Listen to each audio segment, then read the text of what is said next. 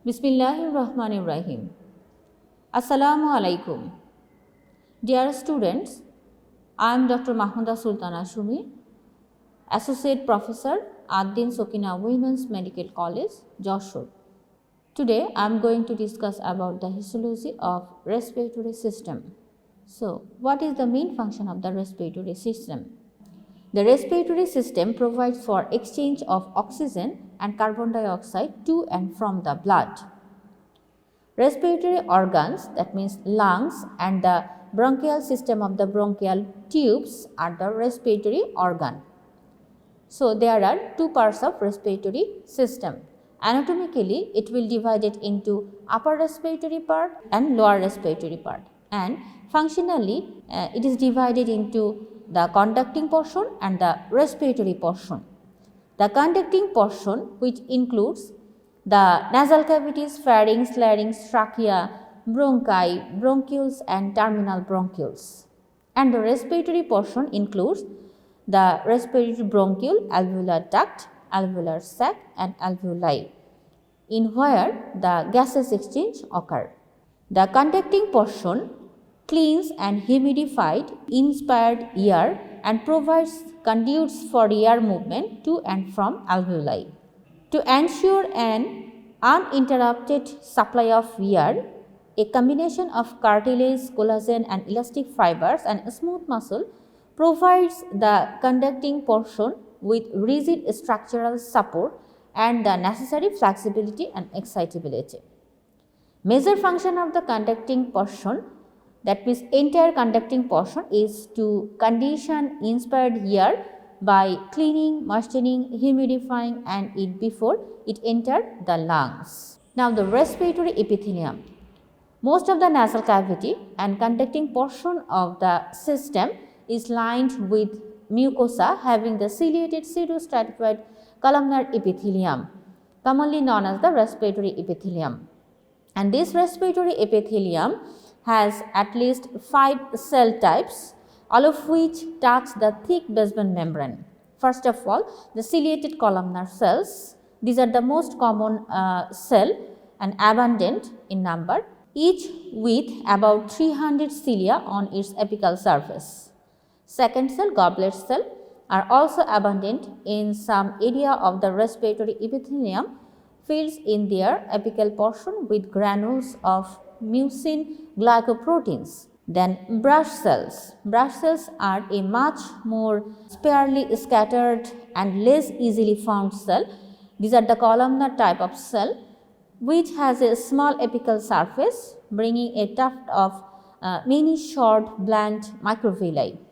Small granule cell are also difficult to distinguish in routine preparation, but possess numerous dense core granules 100 to 300 nanometer in diameter, and they represent about 3% of the total cells within the respiratory tract. Basal cells are a small round cell on the basement membrane and not extending to the luminal surface, and are stem cells that give rise to the other cell types. Now, the olfactory epithelium.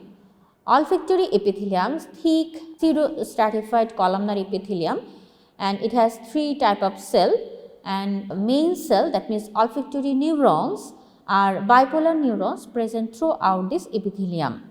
Then second cell, supporting cells, are columnar type cell with narrow base and broad cylindrical apex containing the nuclei and extending microvilli into the fluid layer.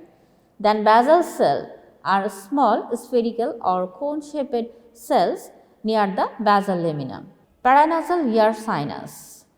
Paranasal air sinus are bilateral cavities in the frontal, maxillary, ethmoid and sphenoid bones of the skull. They are lined with a thinner respiratory epithelium having fewer goblet cells. Then pharynx. Pharynx, nasal cavity open posteriorly into the nasopharynx, the first part of the pharynx, and then the nasopharynx is continuous caudally with the oropharynx, that means third, the posterior part of the oral cavity leading to the larynx and esophagus. Unlike the stratified squamous epithelium of the oropharynx, the nasopharynx lining is respiratory epithelium, and its mucus containing the medial pharyngeal tonsil and opening the two auditory tubes which connect to each middle ear cavity. The next part of the respiratory system is larynx. The larynx is a short passage for ear between the pharynx and the trachea. Its rigid wall is reinforced by hyaline cartilage. These are the thyroid cartilage, cricoid and inferior arytenoid cartilage, and a smaller elastic cartilage, that means the epiglottis, cuneiform, corniculate and the superior arytenoid cartilage, all of which are connected by the ligaments. In addition to maintaining an open airway, movement of this cartilage by skeletal muscle participate in sound production during phonation, that means trachealis muscle. The larynx lined with a pseudo-stratified ciliated columnar epithelium with goblet cell, and in the lamina propria the numerous mixed seromucous gland and lymphatic nodules, blood vessels and adipose cells are also located. Now the next part, epiglottis.